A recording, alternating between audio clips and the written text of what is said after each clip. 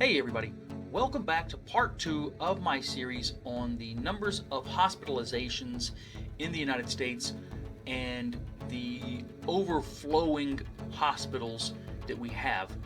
Um, the reports are that all the hospitals are full, patients are everywhere, people are being treated in hallways, treated inside rooms where they would not normally be treated. I did a lot of research on this. I found some really strange information. I hope you enjoy part 2. Be ready for the next part of this series tomorrow. Thank you for watching. So just so you don't think I'm just picked one article that talks about this, here I have KevinMD.com, founded in 2004 by Kevin Foe, MD. KevinMD.com is the web's leading platform where physicians, advanced practitioners, nurses, medical students, and patients share their insight and tell their stories. So it's a doctor's blog, basically. And as you can see here, this article was written in November 18th of 2020. So this is fairly recent, only about 4 months old. The long months of winter are coming. Will we be ready? Way to rip off of Game of Thrones. Anyways.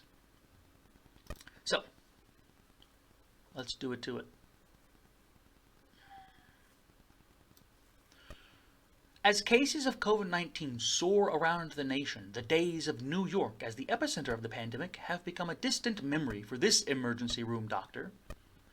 Did the government really once send us refrigerated trucks for our dead and a naval ship for our sick? Yes, a naval ship that you barely frickin' used. Did we really sit masked, goggled, and wrapped in plastic while sweating out shift after shift, surrounded by coughing, gasping, coronavirus-infected patients? Did the rapid response and hospital distress alarms overhead fall on us non-stop like the sounds of artillery shells in a trench? Oh, get out of here. A little bit of a hyperbole, don't you think? Did they tell us to conserve oxygen because the hospital compressors could no longer keep up with the demand being pulled from the wall sockets for damaged, desperate lungs? Oh my God. It's like a nightmare. Where are all the dead bodies stacked like cordwood in the halls? Even as we lived this bad dream, a part of me knew we had been lucky. COVID-19 had come to American shores at the end of the influenza season. A fact which blunted the impact of the new virus on our hospital systems as we approach winter, when influenza returns and COVID-19 cases continue to increase. I contemplate what lies ahead. Jesus Christ. Now, as we just saw from this Time magazine, this doctor shouldn't have any problems. This happened 2 years ago, 2018. Same problems. They had patients coming in, sitting in the hallways, ventilators being used round the clock. Now here's the part that gets really nice. It's gonna, really make you start thinking.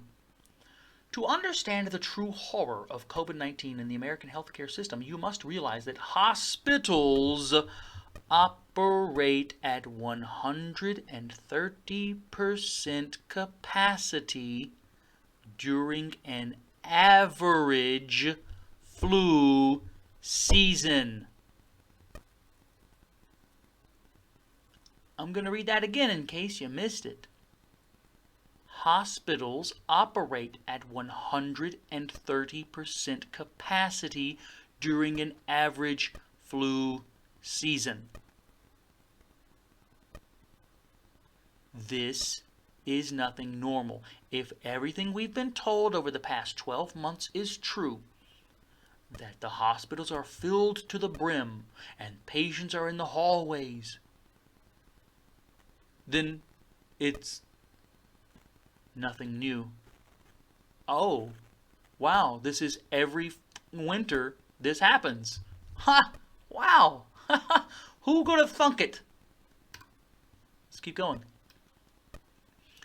Every winter, when influenza, the 100-year-old king of human viruses, returns with his army for his annual reign of destruction, Our hospitals overflow to the brink, and the healthcare system hangs on by its fingernails to get through another season.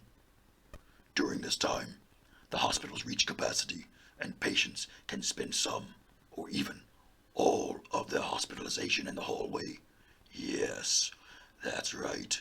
It is normal practice in America for people to spend an entire hospitalization In the hallway because we've run out of room. You have been played like a fucking clown.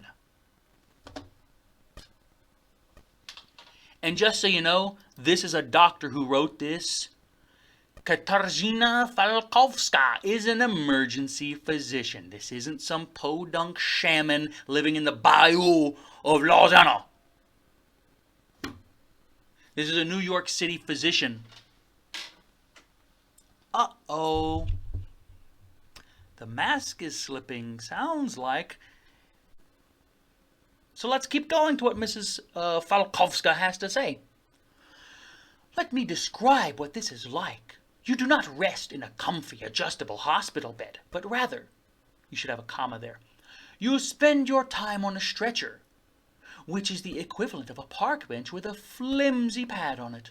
Most human bodies cannot tolerate a stretcher for more than a few hours, let alone days. You will lay in the open without privacy. The fluorescent lights will burn your eyes. Stretchers will slam into you as they are wheeled by, and the noise of the hospital will fill your ears. It sounds like you've been living in Moria. What the hell? Sleep deprivation is your only option. Food service is sparse, so you will be hungry. Jesus Christ, where's Sauron and Saruman when you need them? I mean, geez, this is like the next eye of Sauron here. If you need to use the bathroom and cannot get up on your own, you will have to go on yourself until someone can clean you. All the above describe how we normally operate in America.